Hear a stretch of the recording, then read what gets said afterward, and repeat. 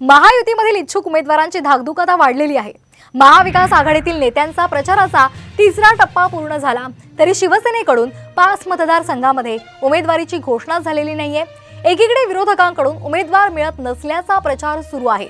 ऐन वेळी उमेदवारी जाहीर झाली तर प्रचारासाठी वेळ अपुरा आहे अशी खंत सुद्धा इच्छुकांनी व्यक्त केलेली आहे। प्रचारासाठी वेळ कमी मिळणार हे लक्षात घेता अनेक इच्छुक उमेदवारांनी सावध भूमिका घेतल्याची सूत्रांकडून माहिती मिळते। तर इच्छुकांची संख्या कमी करण्यासाठीच उमेदवारीची घोषणा करत नसल्याची शिवसेनेच्या नेत्यांमध्ये कुजबूज सध्या पाहायला मिळते। या संदर्भात अधिक माहिती घेऊयात आमचे प्रतिनिधी सूरज मसूरकर यांच्याकडून।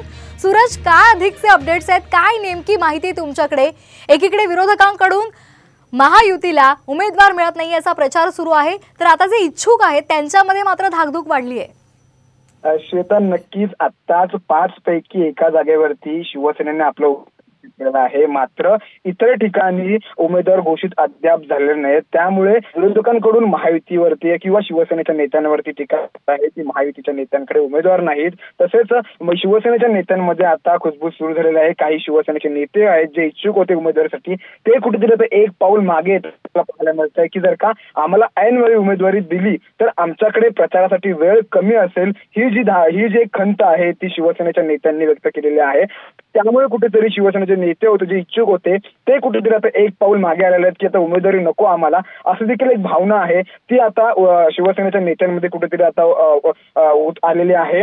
तर इच्छुकांची संख्या कमी करण्यासाठीच उमेदवारीची घोषणा करत नाहीयेत किंवा जे इच्छुक खूप जास्त आहेत त्यामुळे हे सगळं सुरू आहे, असं देखील शिवसेनेच्या अंतर्गत गोटामध्ये ह्या सगळ्या चर्चा रंगलेल्या आहेत। आणि त्यामुळे कुठेतरी आता जे काही इच्छुक उमेदवार आहेत शिवसेनेमधले त्यांची जी धाकधूक आहे ती वाढलेली आपल्याला।